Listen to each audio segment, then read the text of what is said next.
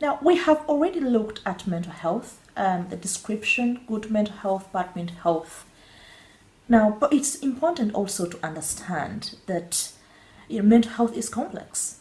The fact that a child is not displaying and signs that are explicit doesn't mean that a child is flourishing. Probably there may be something there, but as long as it's not persistent, it's it's okay for us not to pay so much attention. Just like adults, children go through mental health issues and experience them and then go over it. So if it's not persistent, it's okay that we allow them to learn to regulate their emotions. But if we find that it's going on and on and on, then we need to seek help. Let's just look at the common mental health disorders. Children experience quite a lot of mental health disorders, but I might just discuss only 3, and that is the mood disorders, anxiety disorders, ADHD, and behavior disorders. Okay, so let's just start with anxiety disorders.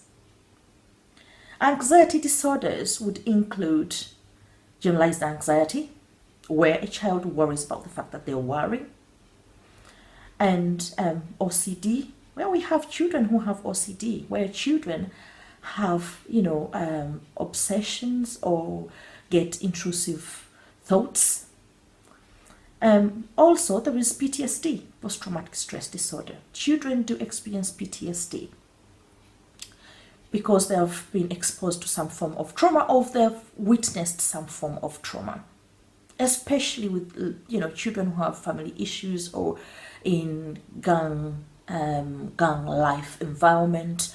Such children would experience PTSD. Children who have been abused, sexually abused, or even physically, mentally, emotionally abused. So such children would have some form of anxieties. Children also display health anxieties or experience health anxieties, social anxiety, separation anxiety.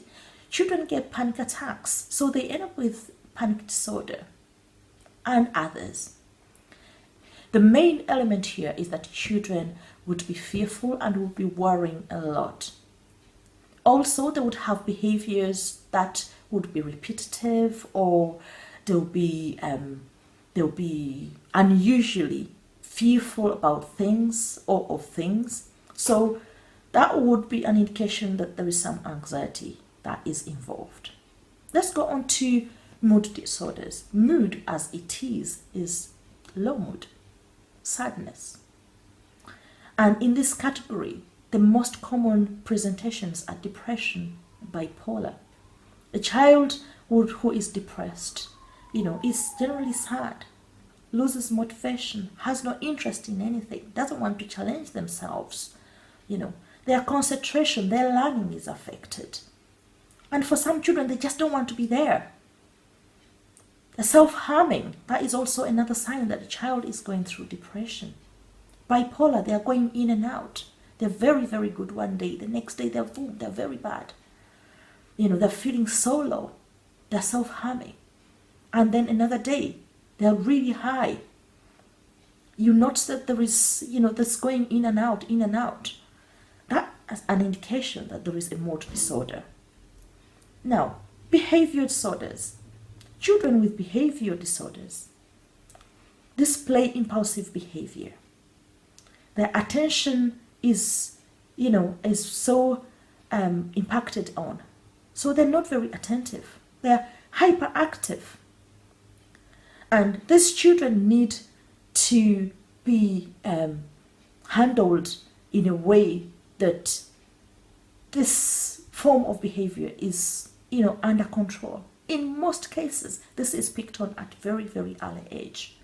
And when it's picked on, then the child gets the support that they need or the attention that they need. Now, if you find that the child, is displaying this form of behavior, then it's important that you contact an educational psychologist or clinical psychologist, most likely educational psychologist, to have a look at them. Other disorders that children, common ones would be eating disorders, mainly for children who are chubby. because their friends will be calling them names, their friends would be labeling them. So they decide not to eat. And if they do not eat, then, of course, they'll go on to develop, eating disorders like anorexia, like bulimia, So it's important as well to keep an eye on their eating habits. Okay. There is serious mental health disorders, in addition to the ones I've talked about. And that would be psychosis, schizophrenia. That is also common among children.